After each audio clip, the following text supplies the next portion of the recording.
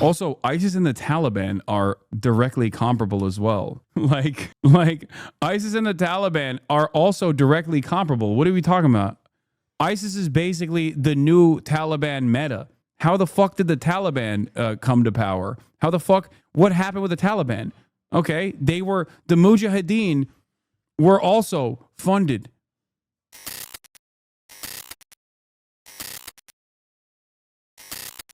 Tents of aid. That's how a UN spokesman has described the US and Israeli-backed food distribution operation in Gaza. The comments coming as aid centres in Gaza are closed today, with growing calls for an independent investigation into the killings of dozens of people. Backed food. The comments coming as aid centres in Gaza are closed today, with growing calls for an independent investigation. Said it was closing its sites for update, organisation and efficiency improvements works. The group had been operating 3 aid centres, with a 4th yet to open, concentrated in the south of the Strip. Rescue workers say at least 12 Palestinians have been killed and several others injured in an Israeli airstrike on a school in Khan Yunis. Eyewitnesses reporting that an Israeli drone struck. Yeah, they're murdering people that they have displaced over and over again that are desperate for a crumb of food. Its expansion is propaganda for Turkey. Central Asian countries don't share the same ambitions as Turkey. What? Okay, but it doesn't matter because the fucking half of those countries are dictatorships, and the dictatorship likes the weapons and training that they get and correspondence that they get from the Turkish government. It's not about the population's interests or the population's view of the world. It has everything. It's like the same with the Gulf nations, okay? You listen to the leadership of Gulf nations, they are fucking firmly invested in normalizing relations with Israel, but the Gulf nation populations are not. Same with even Turkey. 2 tents, which were housing dozens of displaced people, including women and children. The Civil Defence Agency said rescue workers had recovered the bodies of 2 children. According to the UN, the majority of Gazans facing catastrophic malnutrition are actually in the north of the territory. That's above the Netzarim corridor, a strip occupied by Israeli forces. The GHF has not set up a centre north of the strip. This Palestinian family said they feared travelling south to get aid. What will the children eat? How are they going to stay alive without this food? My daughter died of malnutrition. We were told to come take food from the soup kitchen, and now the food is gone. This aid, for me as well as many others, is considered a glimpse of hope. But unfortunately, in light of the lines of humiliation and insult the people are facing in the south, in light of the mass crowding, in light of the daily killings of people who go to get aid, the unjust distribution of this aid, and the lack of enough aid for people, I did not even think about going to get it. The president of the International Committee of the Red Cross has told the BBC the situation in Gaza has become worse than hell on earth. She's been speaking to our international editor, Jeremy Bowen. You were in Gaza earlier this month, and in April you made some remarks, and among those you said that Gaza was hell on earth. Has anything changed? It has become worse. Humanity is failing in Gaza. It is failing. We cannot continue to watch what is happening. The U.S. appears to have backed a plan by the Syrian government to assimilate thousands of foreign rebel fighters into the Syrian National Army. Reported on Monday, an estimated 3,500 foreign fighters, mainly Uyghurs from China and Central Asia, would join a new unit called the 84th Syrian Army Division, also comprised of Syrians. 3 Syrian defense officials told Reuters. Yeah, they're bringing the Turkish-backed troops under the banner of the Syrian army. All of the I wouldn't say that they're ISIS style. They're not ISIS directly, but they're ISIS style troops. And many of them are incredibly radical. There are numerous different groups that are similar to ISIS in their ambitions, in their fundamentalist principles. Even if they're not ISIS, or even if at times they have fought against ISIS. Like HTS is another great example of this, obviously. Almost all of them are funded by either directly or indirectly by way of NATO and Turkey, by the United States of America. It's surpassing any acceptable, legal, moral, and humane standard. I don't think I would describe East Turkestan fighters as ISIS, probably more like the Taliban. Okay, sure. Okay, like the Taliban. I'm saying that they're incredibly fundamentalist, incredibly violent, engage in beheadings, things of that nature, things that you would associate with ISIS. That's why I'm saying they're like ISIS style. Standard. The level of destruction, the level of suffering. Also, ISIS and the Taliban are directly comparable as well. Like ISIS and the Taliban are also directly comparable. What are we talking about? ISIS is basically the new Taliban meta. How the fuck did the Taliban come to power? What happened with the Taliban? Okay, the Mujahideen were also funded and were offered tremendous logistical support by the American State Department. No, they are not. One is designated by the U.S. and the other isn't anymore. Okay, dude, that's why I said in the past, okay? But more importantly, the fact that we are watching a people being entirely stripped of its human dignity should really shock our collective conscience. Israel, of course, says it's acting in self-defense. Every state has a right to defend itself. And every mother has a right to see her children return. There's no excuse for hostage-taking. There is no excuse for depriving children from their access to food, health, and security. There are rules in the conduct of hostilities that every party to every conflict has to respect. So you are talking, though, let's be clear about this, about the consequences of... It's the consequence, as far as I'm concerned, of the whole world watching a type of warfare that shows utmost disrespect for civilians, that deprives civilians of their dignity entirely. Today we are in it. Today we can reverse it. We can save lives today. That's why it's important to act now. State leaders are under an obligation to act. I'm calling on them to do something and to do more and to do what they can, because it will reverberate. It will haunt them. It will reach their doorsteps. Really powerful and passionate interview that Jeremy conducted there with the president of the International Red Cross. He joined me from Geneva. Yeah, whenever people say it's a war and not a genocide, it blows my mind because it's like, it's a war against children, okay? Half the population is fucking children, okay? Half the population of the Gaza Strip is under the age of 18. What are you talking about? That is not a war. You can't say, I'm going to war with toddlers, okay?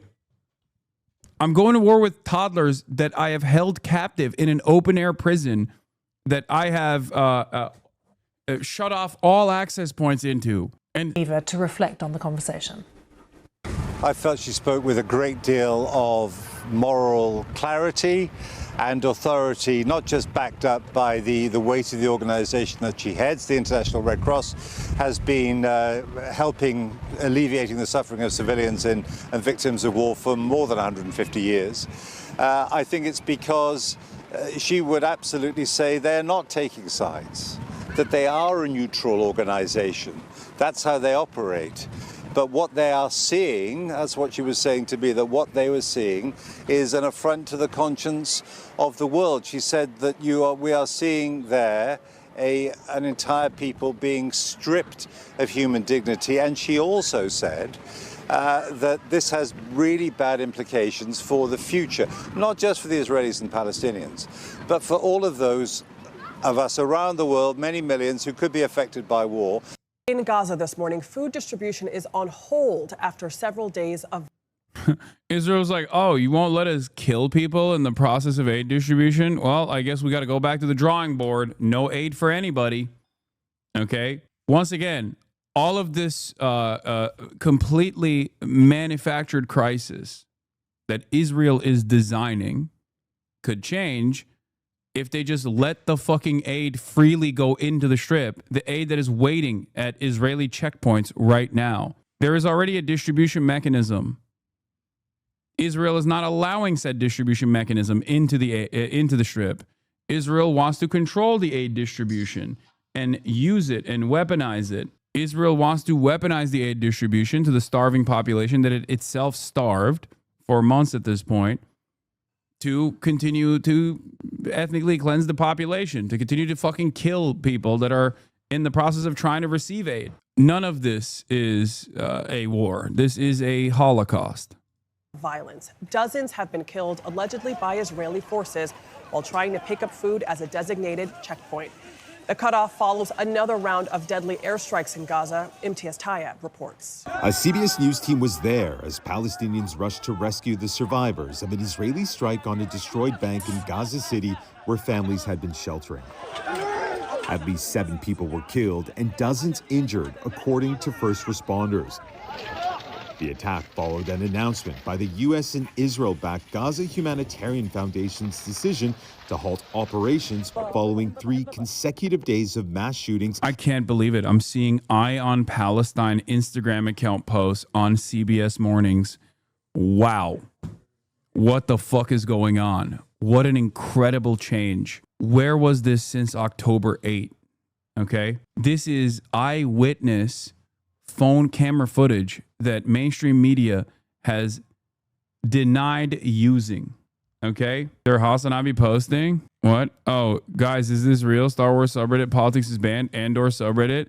Tie me to a missile and fire it at Tel Aviv. I am ready. Yeah, we're going to talk about the Andor subreddit in a second. Andor subreddit is getting interesting, and I think that it's got 17.5 K upvotes. They're going to fucking ban this subreddit, probably. Near its southern aid distribution hub in order to, quote, enhance security measures. GHF, which is staffed with heavily armed American private security contractors, did not exist up until a few months ago. But one of its affiliates, Safe Reach Solutions, which employs several of the contractors, has a publicly available address in Israel, the building, to see if we could talk to someone from the... This is crazy. They're actually doing journalism. Are my eyes deceiving me? Am I seeing CBS Mornings do actual journalism? Actual investigative reporting? What the fuck is going on?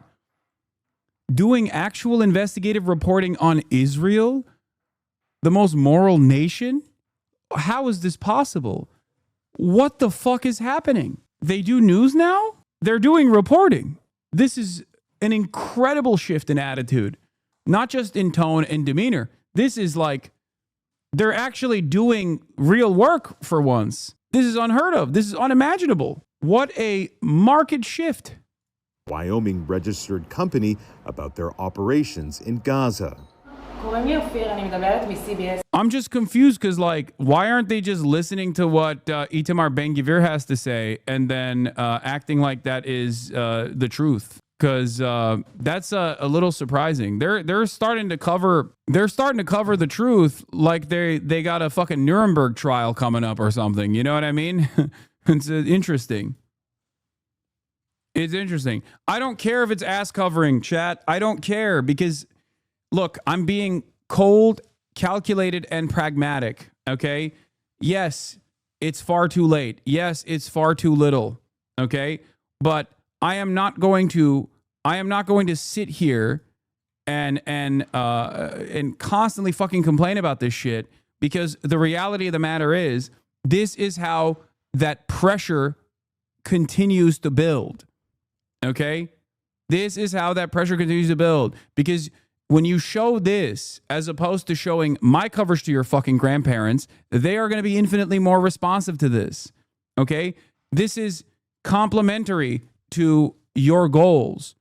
If you want to change people's minds, having some random dumbass who curses all the time, who wears a t-shirt in his news coverage is not going to be the most effective communicator to change the minds of your parents and your grandparents that have firm commitments to believing that Israel is the most moral nation on the fucking planet. Having the media, mainstream outlets, say these things that I've been saying for fucking months and actually doing real journalism is good, because it will then create even more pressure.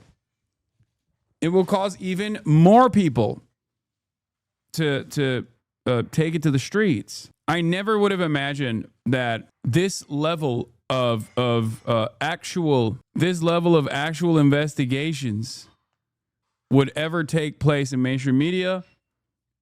I believe that you will see more and more people even using the G word. You might even start seeing mainstream media use the G word maybe in like 3 months, 4 months from now, depending on how this issue is trending. The resist libs in my life are posting about Gaza because of Miss Rachel. Yeah.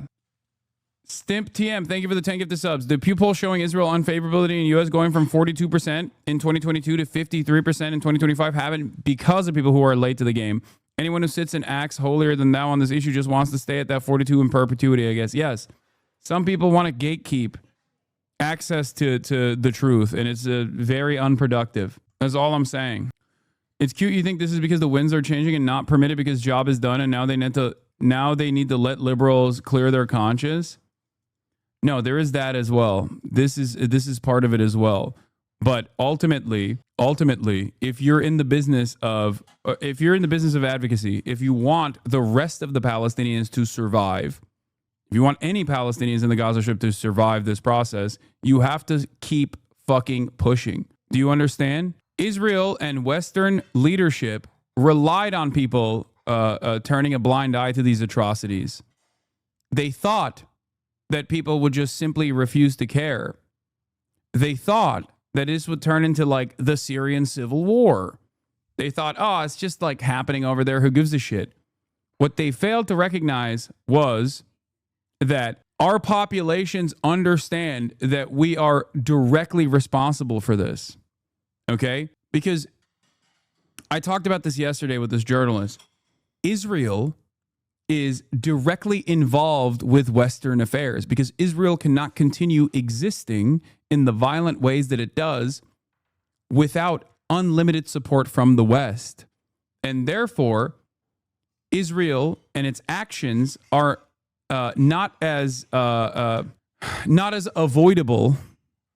as what happens in Syria, regardless of U.S. intervention and U.S. involvement.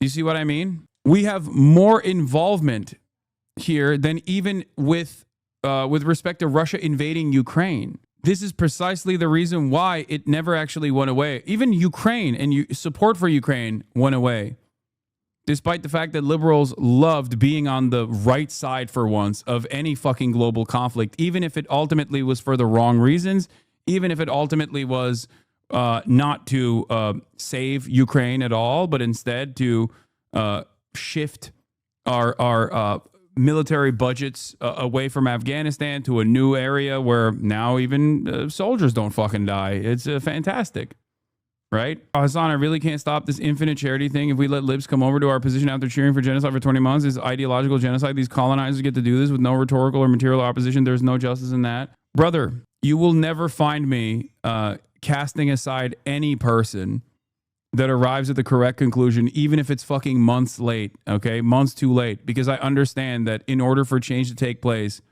especially in order for people to recognize that perhaps the previous ways in which people have actually been able to implement change in our supposedly democratic process is not working. You need numbers for that. You need pressure for that. And it doesn't happen overnight, okay? Not everyone is fucking born woke or on the right side of history. It takes a lot for people to get there, okay? So you do have to have allies in this fight. It's a struggle, and it takes a long time to get people on board. I never told you to fucking forgive people. I'm just simply saying, while you can maintain your critical attitude towards those who you have heard have into Palestinian emancipation, you should still welcome them as new allies and try to redirect their attention to more productive ways of protesting. You should get them to re-examine what caused them initially to be on the wrong side in this.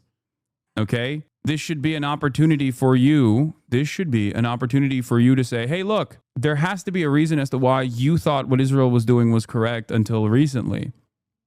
Try to engage in a little bit of self-criticism and figure out what that was, so that next time something like this happens, you're not immediately rushing to defend whatever the American State Department position is. Do you understand? And no, this charitability does not extend to the likes of fucking Matt Miller. Come on, dude. I'm talking about average Joes who get duped by the likes of Matt Miller, who get duped by the likes of CBS Mornings.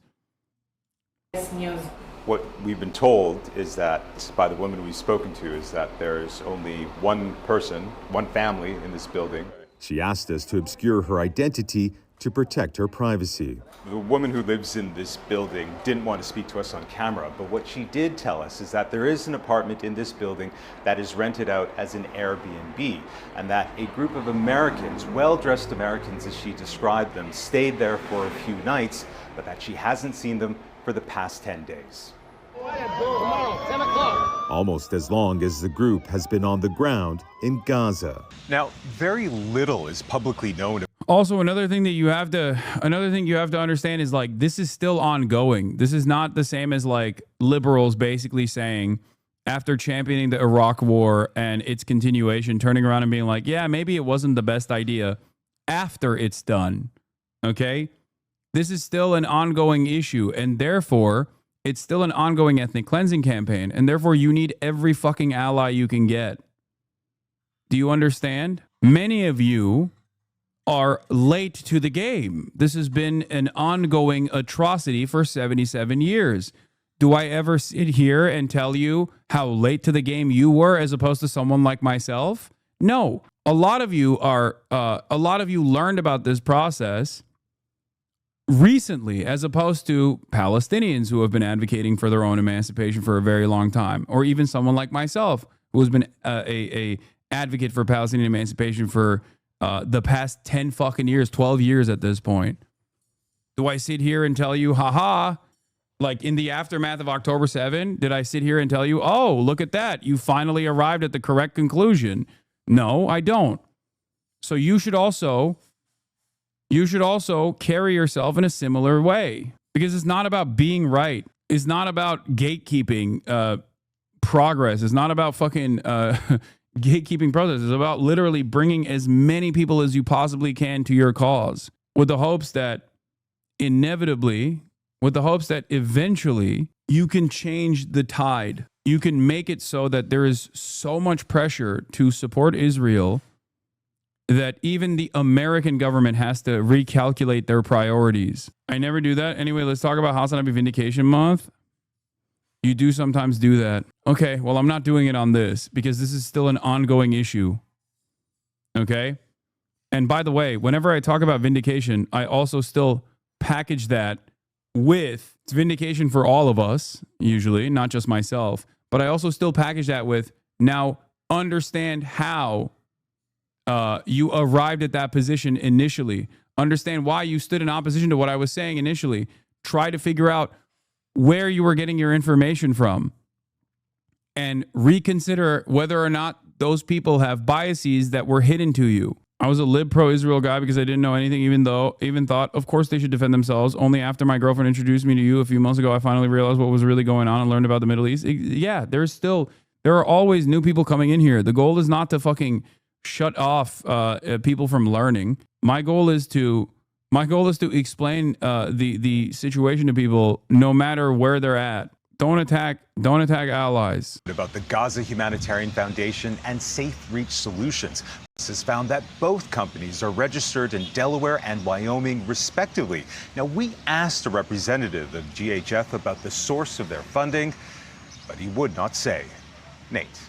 MTS Tayyab in Tel Aviv, thank you. Democracy depends on a free press. Please support our independent journalists ship to deliver humanitarian aid. The boat is called the Madeleine. named after Gaza's first fisherwoman who ran her father's fishing business after he was injured in a 2009 Israeli attack. The Freedom Flotilla Coalition initially planned to sail from Malta last month. Yeah, this is a great take. Chatters are emotionally focused on the punishment of perpetrators rather than the liberation currently desperately needed. It's a misdirection of energy. Lock-in chat is correct. But their ship was damaged after it was bombed by drones in international waters. At Sunday's launch of the Madeleine from the Italian port of Catania, actor Liam Cunningham, known for his role in the series Game of Thrones, spoke out in support of the effort. Ugh. My name is Liam. I'm from Ireland. They're so fucking gross, dude. Hamas is doing everything possible to prevent it and is spreading lies, but Gaza residents are voting with their feet and with smiles. Civilians in Gaza arrived again this morning to collect aid packages from the Gaza Humanitarian Fund. After we starved every single person here and shot a bunch of their family members and killed a bunch of their family members, they are excited at the prospect of receiving a crumb of aid. They love us. Also, we're going to keep shooting at them. Incredible.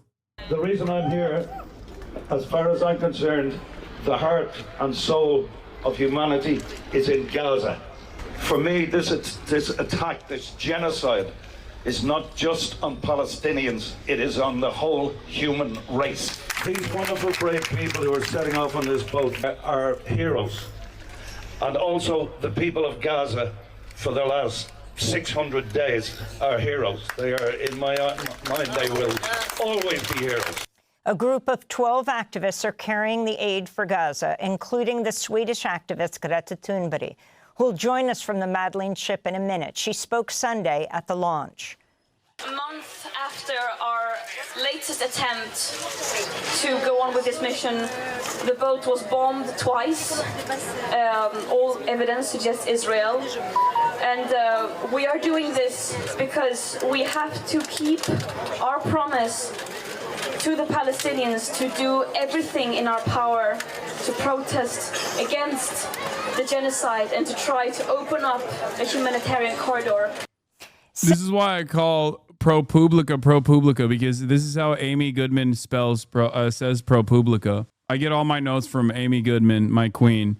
Greta Thunberg. Since setting sail, passengers on the flotilla have faced many threats, including from U.S. Senator Lindsey Graham, who wrote on X, quote, "Hope Greta and her friends can swim," unquote. The Gaza Freedom Flotilla has also been shadowed by at least one military helicopter and have reported drones circulating the ship. This is Thiago Avila. Hello, everyone. This is a new alert. We can clearly see a drone right now to our left. It's gaining on us a little bit. Please share this alert. Second alert of the night. The third day of our journey to Gaza to break the siege and create a people's humanitarian corridor on board the Madeleine. Location, we'll be sending the exact coordinates.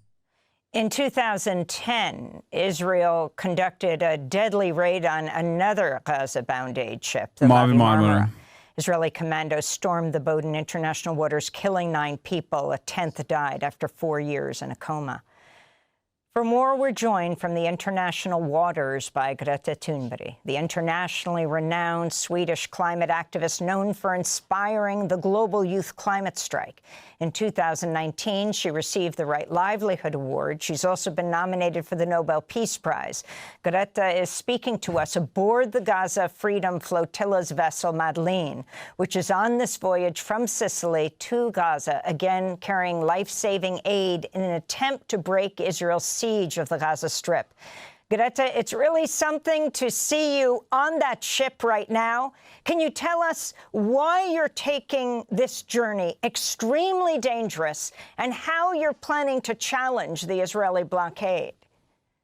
Yeah, thank you so much for having me. Yeah, as you said, we are doing this mission following 1 month after our last attempt. Both Conscience was bombed and disabled. So that's why we are trying again, because we cannot afford to give up. There is simply too much at stake.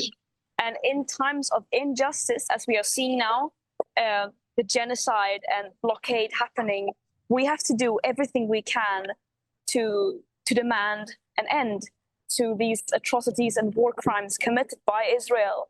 And for me personally, They've tried to do this already. Yes, they did this in 2010. A Turkish humanitarian aid flotilla wanted to break through the Israeli naval blockade, and was shot and killed. 9 of the humanitarian aid workers were killed on board. They also tried to do another humanitarian aid flotilla last year. Turkey did not allow them to leave the Turkish docks. Then they tried to do it from Europe, and Israel struck their boat off the coast of Malta. This is yet another attempt.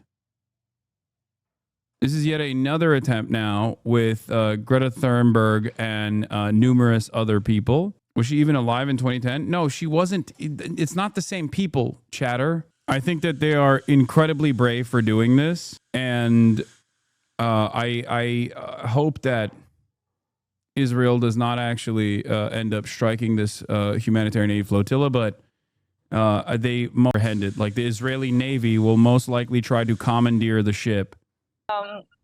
I happen to have a platform for some reason, and then it is my moral obligation to use that platform. And if my presence on this boat can make a difference, if that can show in any way that the world has not forgotten about Palestine, and to try once again to attempt to break the siege and open up a humanitarian corridor and deliver the extremely needed humanitarian aid. Yeah. Also, Rima Hasan is there. She's a member of the European Parliament, a part of France Unbowed, the France Unbowed Party. Every other country shooting it would be considered a declaration of war against NATO, but Israel gets to do stuff like that usually, so we shall see. Then that is a risk I'm willing to take, and it's something that we just simply have to do. We cannot just sit around and do nothing and watch this live stream genocide unfold in front of our very eyes.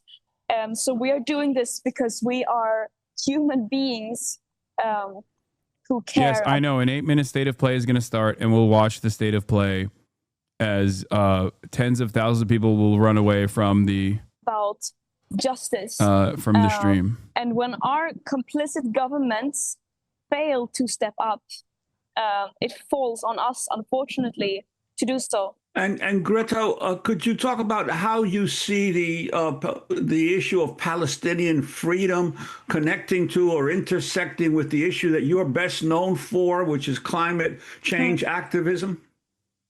Yeah, for me, there's no way of distinguishing the two. We cannot have climate justice without social justice. The reason why I am a climate activist. This is a great take. What she's about to say here is a really smart take. Is not because I want to protect trees. I'm a climate activist because I care about human and planetary well-being, and those are extremely interlinked. For example, when we see the genocide in Gaza, of course, there are some very obvious links that ecocide, environmental destruction, is a very common method used in war and to oppress people. But also, it should be much simpler than that. No matter what the cause of the suffering is, whether that is CO2, whether that is bombs, whether that is state repression or other forms of violence, we have to stand up against that source of suffering.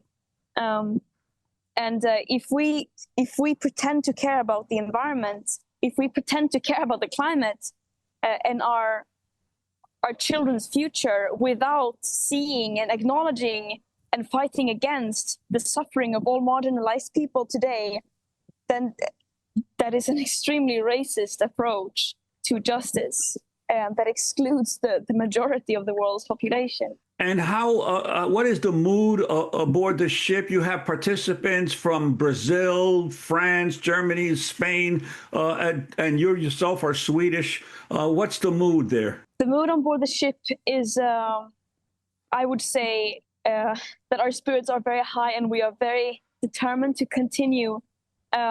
So far, we have won over one of the major predicted obstacles, which is to be stuck in port due to the bureaucratic warfare that has been very strong, especially in the past. And the fact that we have gotten over that and that we are out sailing now and that we have gotten quite a far bit is already a victory in itself. And of course, this mission includes many risks, and we have done many risk assessments.